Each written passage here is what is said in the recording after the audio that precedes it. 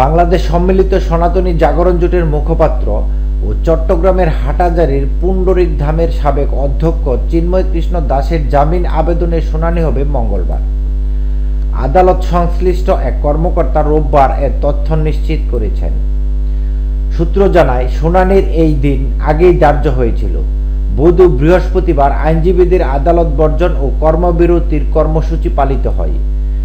সপ্তাহ শেষে রোববার আদালতের কার্যক্রম শুরু হলে শুনানির তারিখ জানা যায়। এ ব্যাপারে চট্টগ্রাম মহানগর পুলিশের অতিরিক্ত উপকমিশনার মফিজুর রহমান জানান, মহানগর দায়রা জজ মোহাম্মদ সাইফুল ইসলামের আদালতে মঙ্গলবার এই জামিন শুনানি হবে।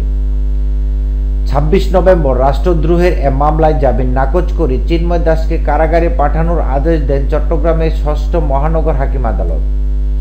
নগরের নিউ মার্কেট মোড়ের স্বাধীনতা স্তম্ভে জাতীয় পতাকা অবমাননার অভিযোগে হওয়া মামলায় তাকে ওই দিন আদালতে হাজির করা হয়। চট্টগ্রাম ৬ষ্ঠ মেট্রোপলিটন ম্যাজিস্ট্রেট কাজী শরীফুল ইসলামের আদালতে হাজির করা হলে তার জামিন নামঞ্জুর করেন আদালত।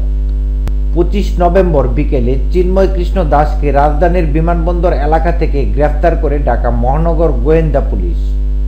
৩১ অক্টোবর বিএনপি নেতা ফিরোজ খান বাদী হয়ে কোতোয়ালি থানায় মামলাটি দায়ের করেন। এ মামলায় চিন্ময় দাস সহ ১৯ জনকে আসামি করা হয়। মামলায় অভিযোগ করা হয়, ৫ আগস্ট বাংলাদেশে গণ অভ্যুত্থান সংগঠিত হওয়ার পর নগরের নিউ মার্কেট মোড়ের 0 পয়েন্ট স্তম্ভের উপর বৈষম্য বিরোধী ছাত্র জনতা একটি জাতীয় পতাকা উত্তোলন করে, যা এখনও সেখানে রয়েছে। ২৫ অক্টোবর বাংলাদেশ সনাতন জাগরণ মঞ্চের উদ্যোগে লালদিঘির মাঠে একটি মহাসমাবেশ হয়।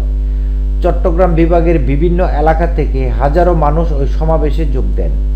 ওই দিন চন্দন কুমার ধরসহ ৯ জন আসামির ইন্ধনে বাকি আসামিরা নিউ মার্কেট মোড়ের 0 পয়েন্ট স্তম্ভ ও আশেপাশে বাংলাদেশের জাতীয় পতাকার উপর ধর্মীয় গোষ্ঠী ইসকনের গেরুয়া রঙের ধর্মীয় পতাকা উত্তোলন করে সেখানে স্থাপন করে দেয়। এ নিয়ে সাধারণ নাগরিকদের ব্যাপক ক্ষোভের সৃষ্টি হয়। এই মামলার পর ইসকন প্রবর্তক ধাম অফিসিয়াল ফেসবুক পেজে একটি ভিডিও বার্তায় রাষ্ট্রদ্রোহ মামলা প্রসঙ্গে চিন্ময় কৃষ্ণ দাসের একটি বিবৃতি প্রকাশিত হয়।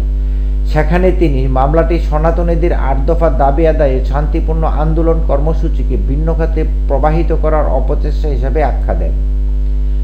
বিবৃতিতে চিন্ময় কৃষ্ণ দাস বলেন, ৫ আগস্টের পর সনাতনীদের উপর চালানো হামলা নির্যাতনের প্রতিবাদে আমাদের আন্দোলন। এই আন্দোলন বর্তমান সরকার কিংবা রাষ্ট্রের বিরুদ্ধে নয়।